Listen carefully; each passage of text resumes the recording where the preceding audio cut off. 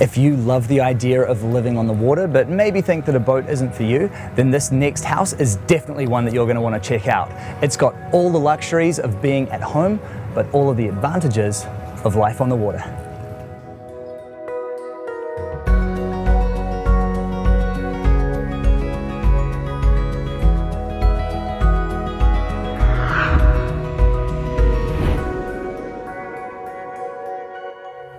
G'day Ian. Hey Bryce, how are you? Good mate, how are you going? Good, not bad. What a great looking boat this is. Yes, we love our boats.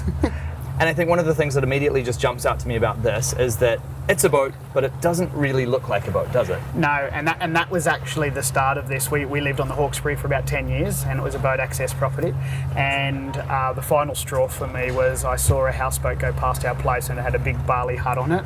And I said, that's it, I can't stand it anymore. These things, they build floats and then they put walls on the outside of them. They look like bricks and they go stick a barley hut on. I said, I have to have something that looks nice. So tell me a little bit about this project and how it all actually got started. I'm a plumber and builder by trade, and I had an architect that we worked for, and that architect was also a builder. His name's Drew Heath, and I contacted him, and after I knew I had already had the base and I was using it for work on the Hawkesbury, and so I said to Drew, look, I've got a base, it's a bit lightweight, so we need, my brief to you is three things. It has to be a light building, it has to look good, and it has to be able to open up to everything around you because we want to enjoy the views, and this is what he came up with.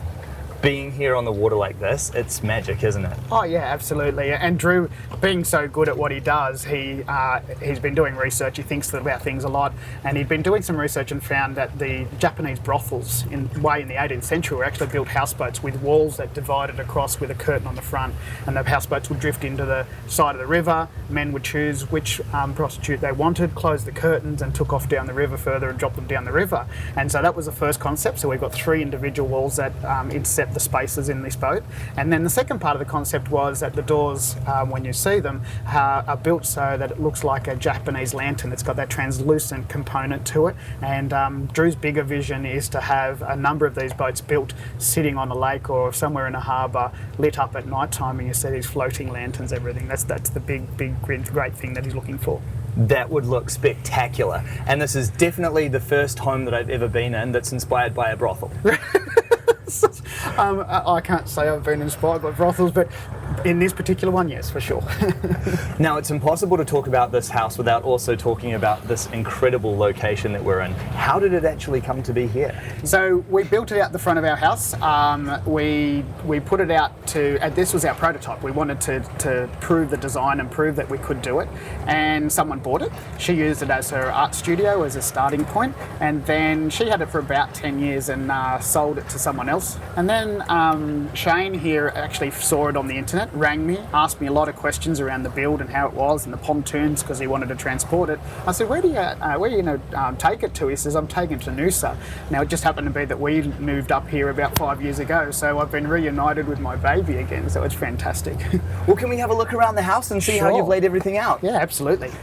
So, these doors I love because they all wind back. Unfortunately, they've been painted now, but they were timber originally, and they're all handmade. Everything on this boat was handmade. So even down to these light fittings, they were leftover pieces of plywood, and they all individually light all the way through. And so again, that's part of that lantern and lighting it up at night time. And of course, this room is definitely designed to capitalise on the views. Yeah, and it's really important to us. So none of our designs actually have an upper deck, and a lot of clients come to us and say we want more deck space because if we can get up there, we can double the deck. And we're just going, well, when you look at the boats that have been built that have upper decks, it's too hot, too cold, too windy. It's always too something.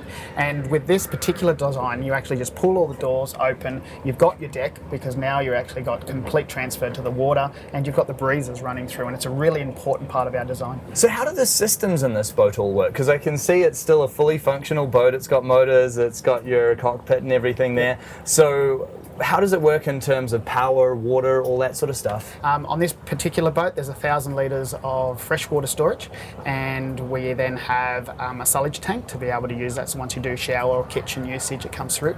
We've got our gas hot water instantaneous heater that comes through and flows through. Everything on the boat runs 24 volts, so lights, the fridge all runs 24 volt. And for those things when you do need, so we've got gas cooktop, so this nice little SMEV gas cooktop that has bench space, which during when you're not using using benchtop, and gas when you've got it. We've got an inverter down there which actually runs 240 volts, so if you need to plug something in, charge phones, you can do that. Now the solar system on this has an ability to be off-grid completely for about 3 to 4 days, so you don't actually need to plug in. And functionality, what's this boat actually like to drive with? It's really good, and what we wanted to do, what Drew wanted to do, was actually pull us closer to the water, as close as we could to the water. So now obviously when you've got a big boat coming past and it creates a big wash, we designed this boat so that a wash could come straight through it, and there's scupper holes everywhere through the floor. So it doesn't matter if the boat gets wet, it's been designed, it's got hardwood everywhere and it runs through. So as far as how it moves along the water, it runs at about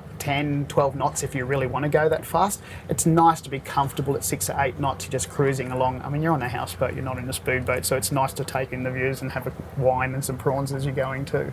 And materials in a design like this would be paramount because, of course, salt water is incredibly corrosive and it's probably the hardest environment to design for, isn't it? Yeah, absolutely. So wherever we could, so the actual frames in positions are aluminium, so the bulk of the frame is aluminium, and then we've gone out to make lightweight box beams everywhere that actually hold the structure together. So this boat is made to actually flex, so it'll actually wheel twist, and that allowance has been made on purpose. So obviously when you're running through the water and you get hit by a wash, the ability for a boat to flex is a good thing rather than being rigid, because it'll start cracking things all over the place. Well, should we have a look at the rest of the house? Yeah, absolutely. There's a couple more rooms back there. Great.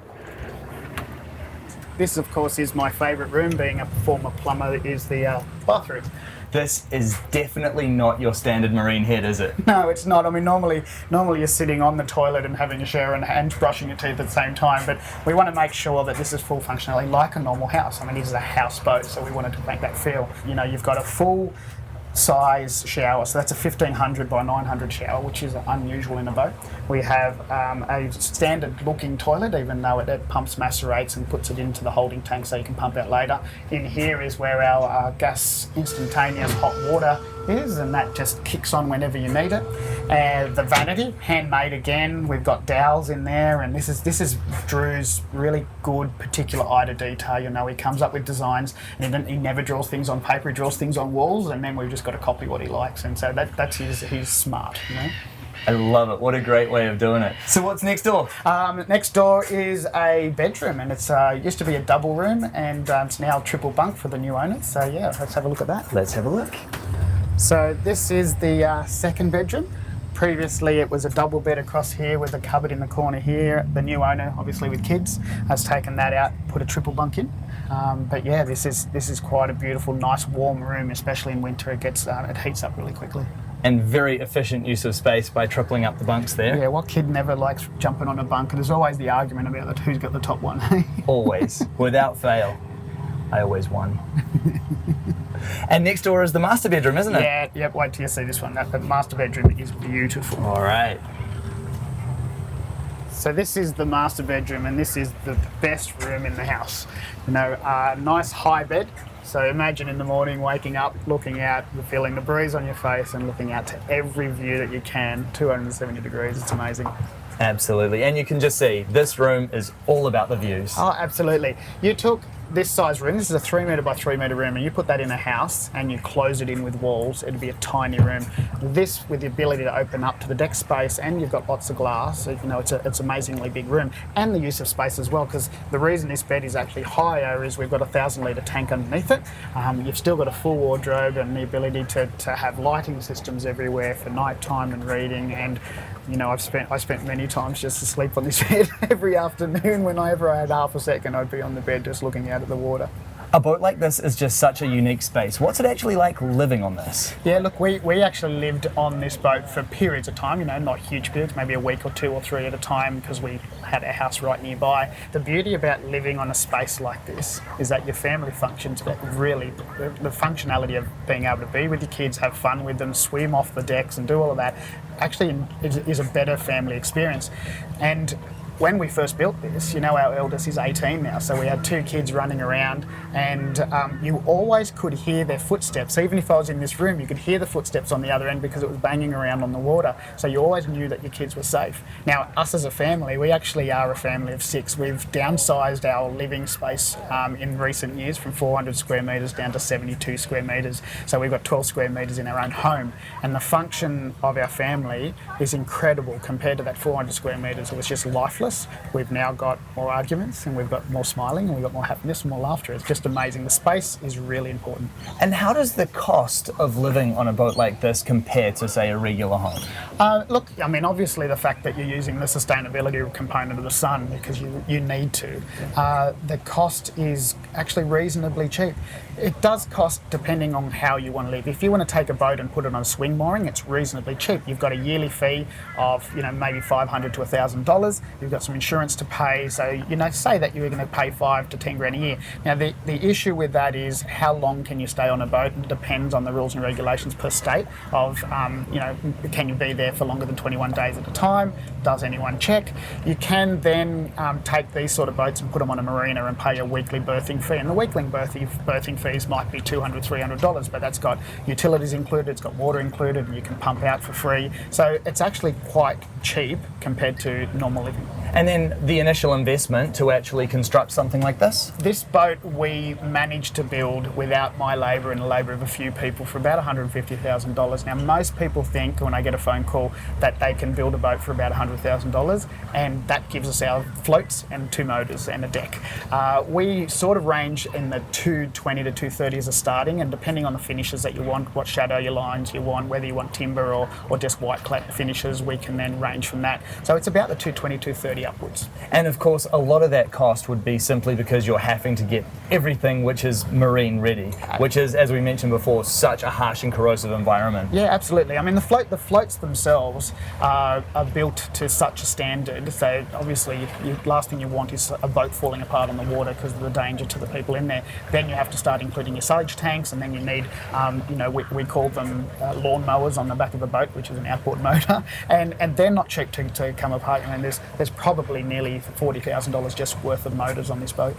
What's the average house price around here? Yeah, look, houses around here are about the $600,000 mark, and that's quite expensive, really. When you look at the interest you'd have to pay there, compare that to $200,000 to $250,000, and lower cost of living to be able to attach it to something. That's a good way to go, I think. Because obviously you hear something like $250,000 and that's initially a very scary sum to hear, but then you compare it to what a regular house in the same area costs, and all of a sudden this is an incredible alternative, isn't it? Oh, absolutely. And what we've done here, you can understand that a tiny house is 14, 28 square metres, whatever they range into, and when you look at the square metre price, it's actually pretty cheap. If I had to go and build a house like this on the mainland, it would probably cost more, considering the fees and charges and the application fees and the council's fees. So it's actually not a bad price. I know it sounds like a lot, but there's a lot of detailed work that goes into these boats. That is a really great result. You have done an incredible job on a beautiful project. Thank you so much for sharing it with me. Thanks for coming along. There's something undeniably attractive about living on the water, and this is a fantastic option because it's all of the advantages of living on a boat while still actually having the benefits of something that feels a lot more like a traditional home. There's absolutely no question about it that, especially with $1 million views like this, it's an option that is very hard to beat.